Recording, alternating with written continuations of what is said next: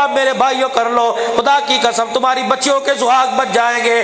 دو کام کر لو، تمہاری بہووں کی عزت بچ جائے گی۔ پہلا کام یہ، اپنے بچی کا نکاح خدا کے گھر میں کرایا کرو، مسجد کے اندر کرایا کرو، درود شریف والے ماحول میں کرایا کرو، اللہ کے گھر کے اندر ذکر والے ماحول میں کرایا کرو۔ دوسرا میرا بھائی، میں منع نہیں کرتا، تیری بچی ہے، مال تیرا ہے، اپنی بچی کو 10 لاکھ روپے کا جہیز دے، تیری مرضی، لیکن بچی کو شادی حال سے رخصت نہ کیا کر، گھر کی چوکھٹ سے رخصت کیا کر۔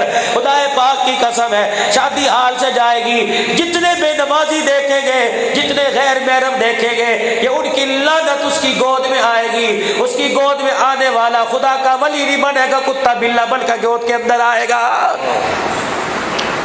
دو کام کر لو خدا کے واسطے،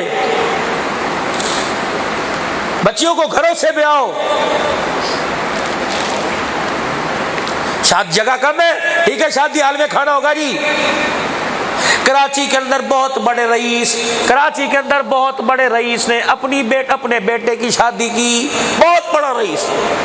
ولیمے پر اس نے کیا کیا، 3 آدمیوں کو بلایا، مسجد کے امام صاحب کو، مسجد کے مؤذن صاحب کو، مسجد کے خادم کو، لو جی کھاؤ، میرے بیٹے کا ولیمہ ہے، اور تو 10,000 کا بندوبست کر سکتا تھا، فرمایا 10 لاکھ کا 20 لاکھ کا کھانا کروں گا، پتہ نہیں کتنی بچیوں کا جہیز مل جائے گا۔ تمہارے لاہور کے اندر دور نہیں، یہ پاک عرب کے اندر NS گارمنٹس والے، یقین جانو عمرے پہ کہ میرے ساتھی کبھی کبھی ٹکٹ بھیج دیتے ہیں عمرے کا، جاؤ مولوی صاحب اللہ کا گھر دیکھ کے آ جاؤ۔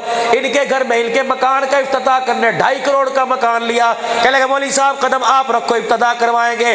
میں نے قدم رکھا، گھر کے بالکل سامنے ایک ٹھیلا لگا ہوا تھا، اس پہ کپڑا بندھا ہوا تھا، جیسے کوئی شام کو آ کے ٹھیلا کھول لے گا۔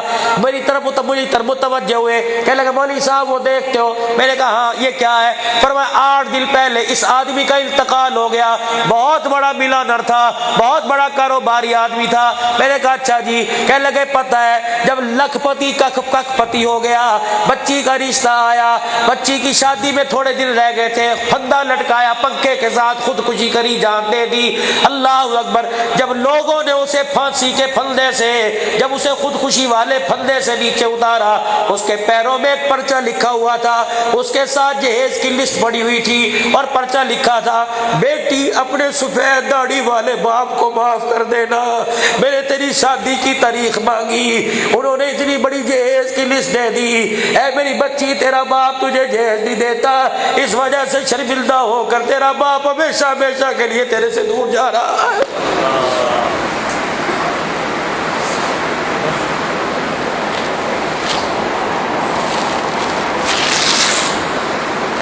اگر بچی کو اپنی جہیز دو، خدا کے واسطے دکھاؤ مت۔ برتن دھونے والی نوکرانی بھی دیکھے گی، جھاڑو دینے والی عورت بھی دیکھے گی، جیسے شادی پر تم نوکرانی 4 دن کے لیے بنا کے لائے وہ بھی دیکھے گی۔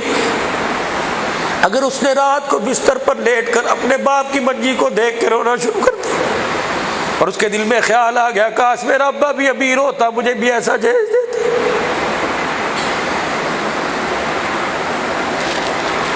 فرمایا ایسا نہ ہو کہ تیری بچی کے جسم سے اللہ لال جوڑا اتار لے،